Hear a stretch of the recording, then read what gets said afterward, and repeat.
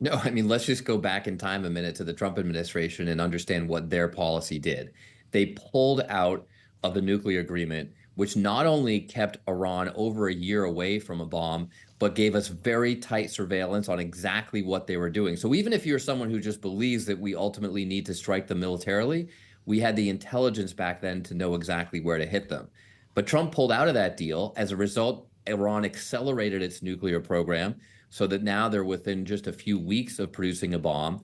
And Trump replaced that program, that deal, with what he called a maximum pressure campaign. And his Secretary of Defense testified before our committee on the Hill. He said there were three goals of the maximum pressure campaign. One, to keep them away from building a nuclear weapon. Two, to force them to the negotiating table to get a better deal. And three, to reduce their support for other militias in the region. On all three counts, Trump's plan failed miserably because they're way closer to making a bomb. They were pushed further away from the negotiating table, and we've seen the effects of their support for militias in the region. So the reality is that our Iran policy is in tatters because of Donald Trump, not because of the Biden-Harris administration. Well, I wonder, Congressman, and welcome back, what you think Israel's next move should be. They're promising a significant response to what happened yesterday. And I just wonder your thoughts here. As a combat veteran Marine, what would be considered proportionate? What would be appropriate? I know that the Biden administration is trying to contain this, but should Israel not strike at Iran's nuclear program? Well, Joe, proportionate and appropriate are really important questions here, not just for Israel, but for the United States. Because let's be clear, we do not want to get drawn into a war in the Middle East with Americans fighting and dying and taking our eye off the ball in the Pacific, where our number one national security threat, something that Democrats and Republicans agree on, is with China's threat to Taiwan. So how do we achieve that while also sending Iran a very strong message that they can't just shoot 180 ballistic missiles at Israel, a close ally of ours, with impunity? So there has to be a response, but it has to be a response calibrated correctly to send a very strong, definitive message to Iran, but also not start a war that involves the United States. I remember back to decisions we made in Iraq, where when my Marine unit first showed up in Najaf, a town that had been controlled by the Army had this uneasy truce with the militants that allowed them free reign in parts of the city. We thought that was totally unacceptable. So we initially made a huge show of force with our patrols right into places the Army refused to go, in part to draw out the militants, to make them attack us so that then we could respond, have a fair fight, and ultimately finish them off. That's an example of where we wanted to provoke a response. In many ways, this is kind of the opposite. You want to send a very clear message to Iran, but ultimately it's a message of deterrence, not something that provokes a wider war that's not in Israel's interest nor in the interests of the United States.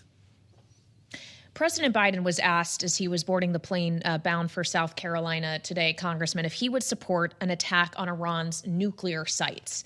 He answered no. Is that because it is too great of a provocation? Well, that's the question, really. And we have intelligence estimates that can try to get at this. What would Iran's response be if we tried to take out their nuclear facilities? Actually, the most important question that we have to ask is how quickly would they reconstitute their nuclear capabilities? And would they then just go right to producing a bomb? Whereas up until now, even though they're very close, they have the weapons material to produce a bomb, they haven't actually built a nuclear weapon.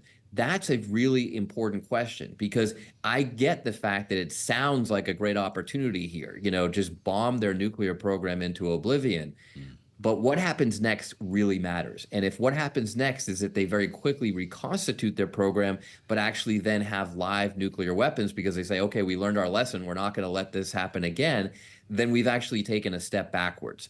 And that's why the president is being very careful about advising Israel on whether or not to target their nuclear program, as opposed to all sorts of other targets like the ballistic missile program that was actually used against Israel for this response.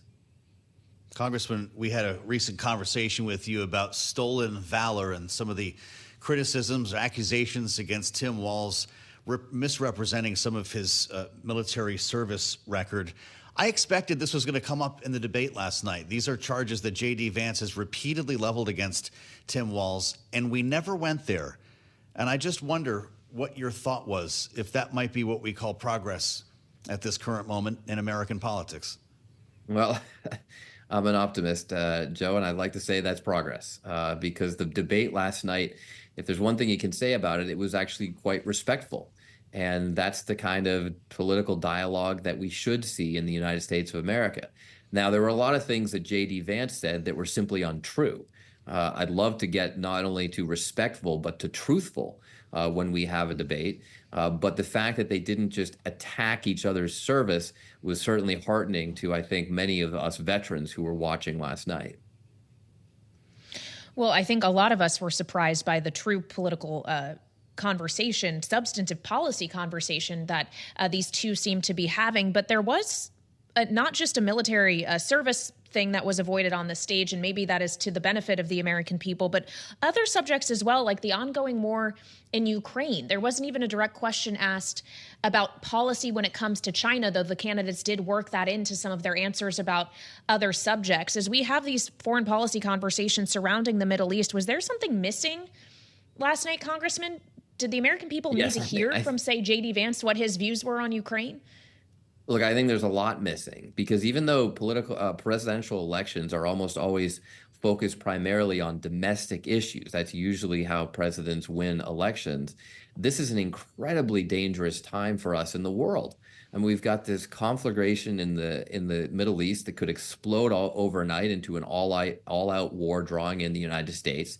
Xi Jinping could choose to invade Taiwan any day, which would literally start World War III. I mean, we're talking about war games that predict this goes nuclear. So everybody in the world would be affected by a war in the Pacific. And of course, we have an ongoing conflict in Ukraine that's absolutely devastating, not only to the Ukrainian people, but to economies around the world and to, it's a real threat to the future of NATO. Donald Trump is on Putin's side with Ukraine. Let's not mince words. He is on Russia's side in their war of aggression. He refused to even say in his own debate whether he wanted Ukraine to win. I mean, this is unbelievable. And yes, J.D. Vance should have been asked to answer that question and explain this horrendous, really traitorous policy that he and his boss have when it comes to the war in Ukraine and the threat that it poses to all of Europe. So that's a very important topic, and I sure wish we got into it last night.